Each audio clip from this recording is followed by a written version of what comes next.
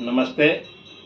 आज हनुमान जयंती है और वीर हनुमान जयंती की आप सबको हार्दिक शुभकामनाएं।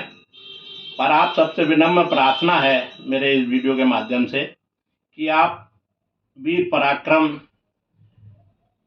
पराक्रमी हनुमान जी को, जो चारों वेदों के ज्ञाता थे, उन्हें बंदर कहकर अपमानित मत करो। अपने पूर्वजों का पूरा सम्मान रखो और अपने जो ईश्वर ने बुद्धि दी है उसका इस्तेमाल करके सोचो, क्या कोई बंदर चारों वेदों का ज्ञाता हो सकता है? क्या कोई वानर या बंदर सुग्रीव का सेनापति हो सकता है? क्या कोई बंदर यज्ञोपवीत धारण कर सकता है?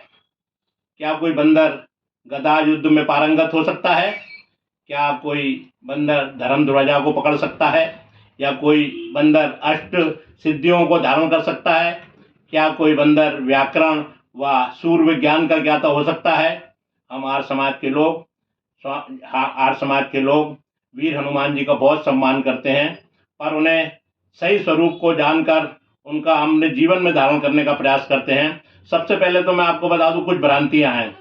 हनुमान का अर्थ होता है बड़ी ठोड़ी वाला। जिसकी बड़ी ठोड़ी होती है उसको हनुमान कहते हैं।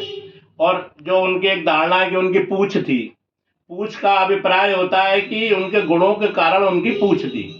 आप कभी घर में कोई काम करते हो बहुत ज़्यादा तो आपकी भी पूंछ होती है, तो इसका ये मतलब नहीं है कि हम आपकी पूंछ लगा दें। और दूसरा, हनुमान जी क्षत्रिय थे। अगर हनुमान जी ना होते तो भगवान राम को बहुत ही मुश्किल से सीता मिलती और बहुत ही मुश्किल से युद्ध जीत पाते, और बहुत ही मुश्किल से जो संजीवनी लेने गए थे, बिना हनुमान जी के बहुत बहुत कष्ट उठाना पड़ता भगवान राम को। और जिसमें भगवान उसको हनुमान जी को वानर कहते हैं। वानर एक जाति होती है। वानर का अभिप्राय है वाह नर, जो नरों में सबसे श्रेष्ठ है उसे वानर कहते हैं। वानर का मतलब ये नहीं है कि वो बंदर थे। अब कोई व्यक्ति राम सिंह है तो सिंह का मतलब नहीं है वो शेर है। इस प्रकार से कई जातियां होती है। वानर एक सर्वश्रेष्ठ जाति थी। उन्होंने अपनी युवा वानर सेना भी बना रखी थी। और वो सबसे बड़ी बात उनको कहते हैं कि वो सूर्य को निकल गए। सूर्य को निकलने का अभिप्राय यह है कि सूर्य विज्ञान के ज्ञाता थे। वो सूर्य की किरणों पे बहुत शोध कर रहे थे और कई आविष्कार भी कर चुके थे।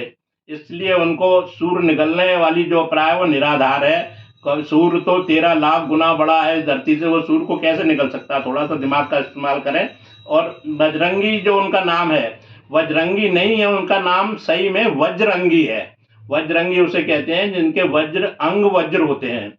जब वो 4 महीने के थे, अगस्त मुनि के आश्रम में अपने पालने से गिर गए थे और जिस चट्टान पे गिरे थे वो चट्टान चटक गई थी, इसीलिए तब से उन्हें वज्रंगी कहना शुरू कर दिया था। इस प्रकार से कई ईश्वर का जो सृष्टि क्रम है, लगभग 2 अरब साल से ईश्वर वैसे ही पैदा कर रहा है मनुष्य को जैसे पहले पैदा करता था।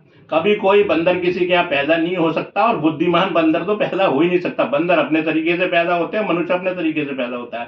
सृष्टि को बने 1,96,08,53,125 वर्ष हुए हैं, वही सृष्टि क्रम चला आ रहा है। हमारा कहने का अभिप्राय है कि हनुमान जयंती मनाने का तभी लाभ है जब हनुमान जैसे पराक्रमी व राम भक्त बने, चित्र नहीं चरित्र की पूजा करें और राम को और भगवान और इनको हनुमान जी को अपने जीवन में धारण करें। बहुत बहुत धन्यवाद। एक बार फिर शुभकामनाएं।